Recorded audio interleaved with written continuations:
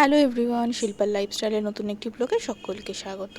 আজকে তোমাদের সাথে শেয়ার করে নেব একদম ইজি ওয়েতে আলুর দম আর হচ্ছে গার্লিক রাইস। এখানে প্রথমেই হচ্ছে কয়েকটা আলু আমি কেটে ভালো করে ধুয়ে সিদ্ধ বসিয়ে দিলাম, আর কড়াইতে দিয়ে নিলাম হচ্ছে সর্ষের তেল, তার সাথে দিয়ে নিলাম হচ্ছে একটা দারচিনি, আর এই পেস্টটার মধ্যে রয়েছে আদা, রসুন, টমেটো আর কাঁচা লঙ্কা দিয়ে খুব ভালো মতো কিন্তু কষিয়ে নিতে হবে। কষিয়ে নেওয়ার পর তারপর দিয়ে দিলাম এখানে হচ্ছে 1 চামচ হচ্ছে হলুদ গুঁড়ো, লাল লঙ্কার গুঁড়ো আর হচ্ছে স্বাদ মতো নুন। ব্যাস, আর কিন্তু কোনো মশলা নেই। মশলা থেকে যখন তেল ছেড়ে আসবে, ভেজে রাখা আলু আর সামান্য হচ্ছে গরম জল দিয়ে কিন্তু খুব ভালো মতো কষিয়ে নেব।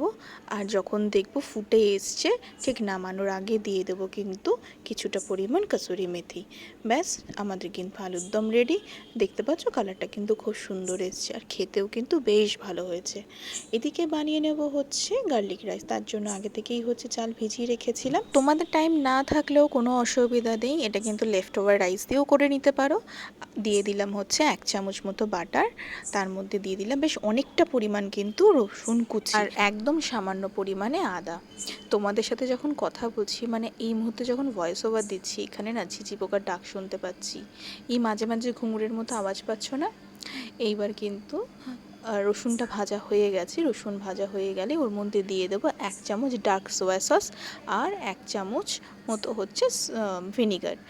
হালকা একটু ভেজে তার মধ্যে দিয়ে দেবো কিন্তু আগে থেকে বানিয়ে রাখা ভাতটা। দিয়ে ভালো করে নেড়ে চেড়ে নেবো। এখানে কিন্তু গ্যাসের ফ্লেমটা এখন হাই রাখতে হবে। ঠিক নামানোর আগের মধ্যেই দিয়ে দেবো কিছুটা পরিমাণ কাঁচা লঙ্কা কুচি, চিলি ফ্লেক্স আর হচ্ছে ধনে পাতা। ভালো করে মিক্স করে নিয়ে কিন্তু এবার আমরা নামিয়ে নেব। ভীষণ ইজি বানানো। আমার রেসিপি বা ভিডিও তোমাদের কেমন লাগে অবশ্যই আমাকে কমেন্ট করে জানিও। আর চ্যানেলটাকে অবশ্যই সাবস্ক্রাইব করো, পাশে থাকা বেল আইকনটা ক্লিক করে দিও। তোমরা কিন্তু লাইক, কমেন্ট, শেয়ার করতে ভুলো না। তোমাদের একটা লাইক কিন্তু আমার কাছে অনেক মূল্য রাখে। চলো, টাটা।